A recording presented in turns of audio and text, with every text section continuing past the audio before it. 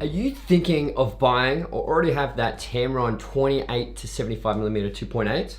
I just shot this smoke bomb portrait with it and oh my.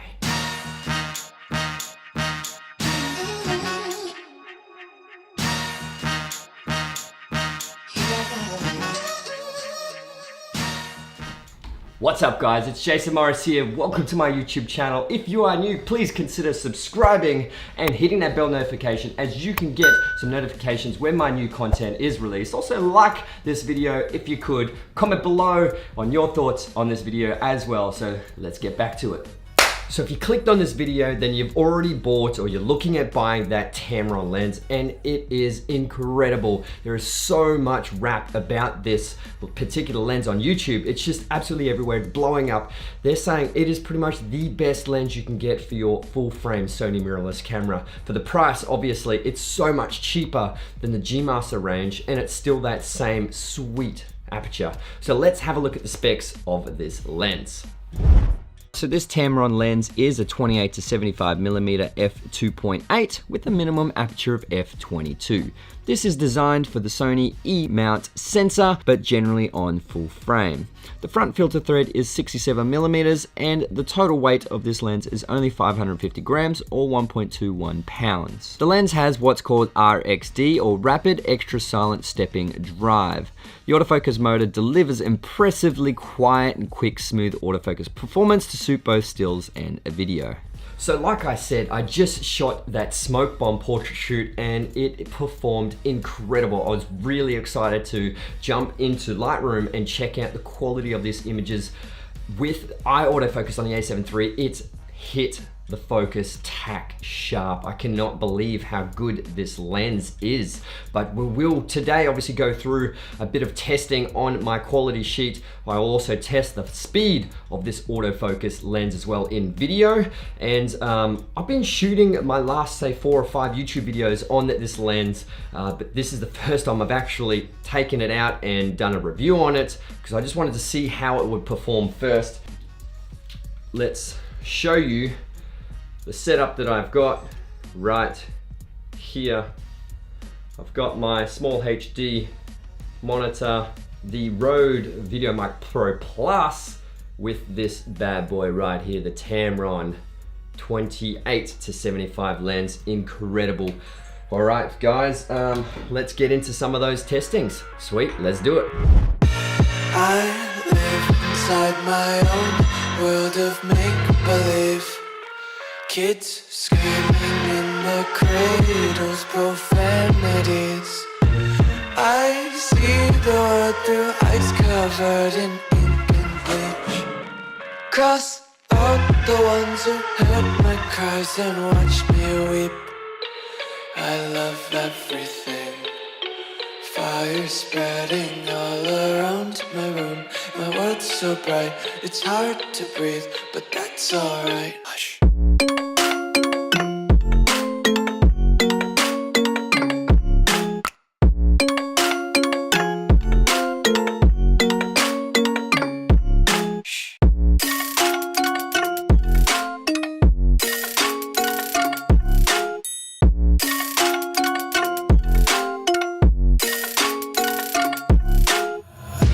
Take my eyes open to force reality. Why can't you just let me eat my weight in glee? I live inside my own world of make-believe. Okay, so let's get into the image testing here at 28mm at 2.8. Let's, you can see here there's a bit of pin cushioning. Judging by there, click that profile corrections and that will straighten her up and take away some of that vignetting. Let's have a look in the center and it is perfect sharpness. That is incredibly sharp, nice high contrast, and that's surprising. The outsides is high contrast, but it's actually a little bit soft. Moving on to f4, so stopping it down, tack sharp again in the center. And on the outsides, still a little bit soft on the outsides. We'll stop it down to f5.6. And it's nice and sharp on the outsides at f5.6, stopping it down to f8, and it looks like it's reached its peak sharpness at f8 in the corners. That is very surprising there. And let's hit it at 50 millimeters at f2.8, 2.8. Nice and sharp in the center. We'll have a look at the outsides. Oh, better click that profile corrections on. And it's a little bit soft again. Definitely not as much pin cushioning with the distortion there. Stopping it down to f4, and it's nice and sharp in the center as expected, and on the outsides it's a little bit sharper, still not perfectly sharp. We'll stop it down to f5.6, and it's sharpened up a little bit, and at f8 it seems to reach its peak sharpness at f8 in the corners. Now we'll move on to 75 millimeters. Having a look at the distortion, and still a little bit of pin cushioning there. Actually, it's a little bit of barrel distortion actually on the other way now. Take away that vignetting, barrel distortion, nice and sharp in the center. We'll have a look at the outsides, and the contrast actually seems to be faded a little bit.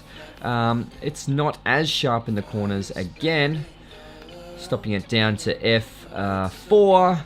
And it seems to be relatively sharp in the corners, stopping it down to f5.6, and it's sharp again. It's got its contrast back at f8, peak sharpness. That looks like it's tack sharp now in the corner at f8, and very high contrast. And we'll stop it down to f22, and it's still high contrast. Doesn't seem to be too much lens diffraction in the center there, but overall, it's great performance in the center, but I was very surprised about the corners, but overall a decent performance from this lens.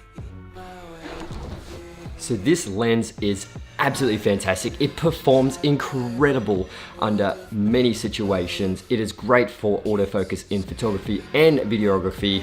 I'm going to be doing more shoots with this. The next one is in a couple of days. I'll be releasing probably next week. I've got a video coming, but yeah, I'm really excited to do this shoot with my wife. It is a prenatal shoot. It's going to be absolutely fantastic in the sunflower fields in Queensland, but be sure to watch that. Like my video if you could. This would be absolutely amazing. Helps my channel out. Subscribe to my YouTube channel if you already haven't. Hit that bell notification so you can get obviously notifications when my new content comes. Comment below if you have this lens, and my name is Jason Morris. I'll see you guys in the next video.